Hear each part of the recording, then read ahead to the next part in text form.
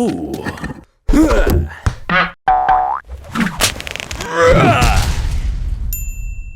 Kapow.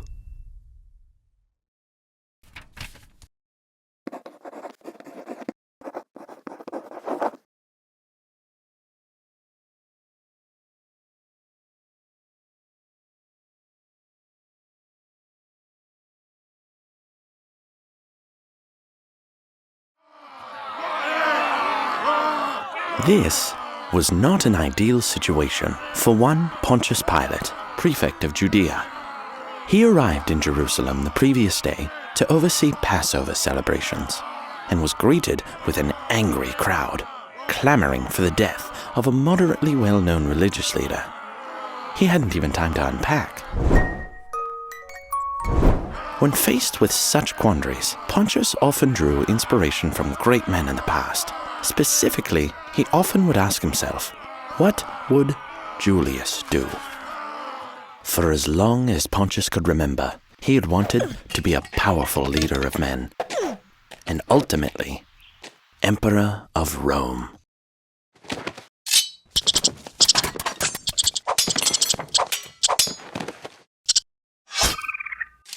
His father tried to explain to him that the emperorship was essentially a dynasty with little opportunity for those outside the bloodline to seize power. But things like facts cannot always overcome the passion of youth. The life of a Roman soldier proved more grueling than he imagined in his boyhood fantasies. But his desire to distinguish himself among the ranks stirred a bravery within him, as well as a ruthless streak. Pontius soon rose to the rank of prefect and was stationed as governor of Judea, a province at the very edges of the Roman Empire.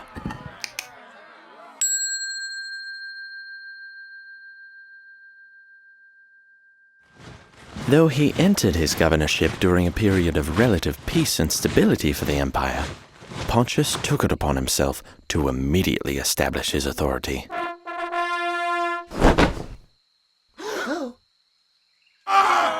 Previous governors had made efforts to respect the religious beliefs that dominated the region. Pontius met their relatively peaceful protests with ultra-violent crowd control. Pontius realized he may have been too eager to prove himself when he subsequently received a brutal tongue-lashing from his superior. If your posturing starts a rebellion, it will be my forces who will have to descend upon Judea to quell it. We're at peace. Try and keep it that way. In his desire for unfathomable power, Pontius often overlooked the path of fair, moderate governance. It was a technique he would have to work on.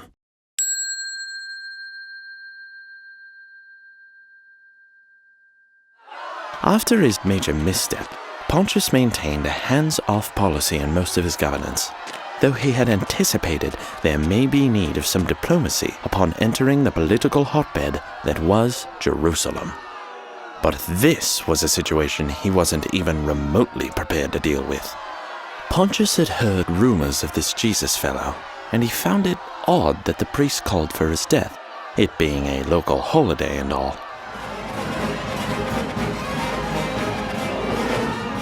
The situation could be delicate. What are the charges against this man? He's told people not to pay taxes, and he claims to be the king of the Jews. Take him yourselves and judge him by your own law. But Roman law forbids us to do so. This was true, and the mob seemed resolute in its intentions. But did they speak for the majority? And what of the accused? He remained oddly calm, despite the crowd's persistent call for his death. Are you king of the Jews? Jesus replied frankly, stating that this was the reason he had been born, to testify the truth, and that those who belonged to the truth listened to him. What is the truth? Don't you hear the testimony they are bringing against you? This was quickly turning into the type of nightmare scenario that caused politicians to question their career choice.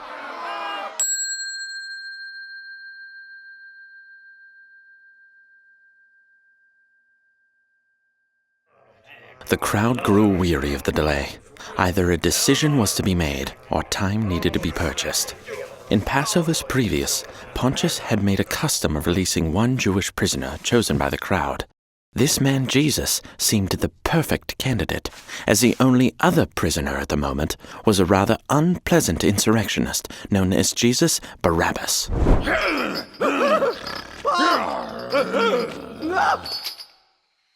Which would you prefer I release? Jesus, who you call Christ, or Jesus Barabbas?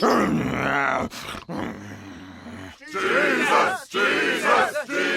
Who you call Christ, or Barabbas? Jesus! Okay, there are two options and two Jesus.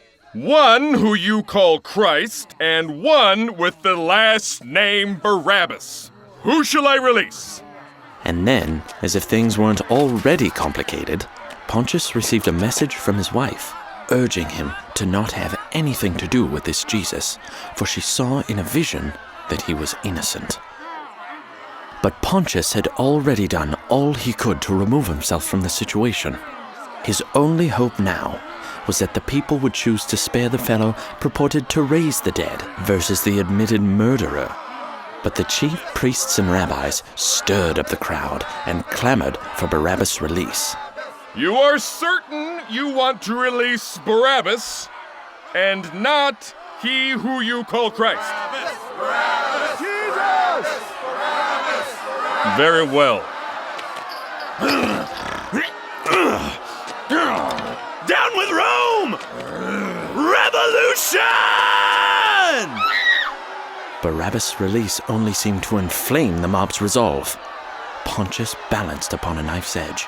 As he would rather not kill an innocent man, Pontius proposed a compromise to the crowd, that Jesus be given a thorough beating, be adorned in ironic and painful accessories, and just call it even.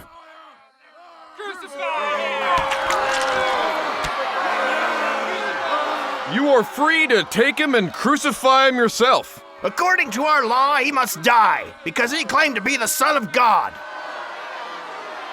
And what do you say to this charge? Do you refuse to speak to me? Don't you realize I have power either to free or to crucify you? If you let that man go, you are no friend to Caesar. Anyone who claims to be king opposes Caesar. He had effectively covered his bases. Riots appeared just as likely if he were to enact or not enact justice. Shall I crucify your king? We have no king but Caesar.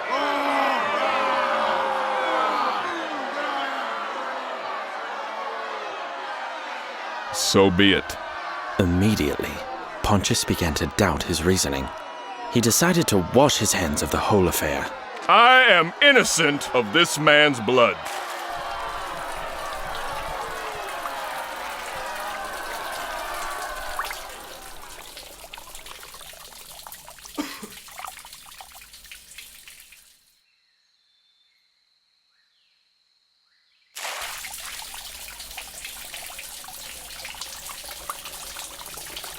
He then handed Jesus over to his soldiers to be crucified.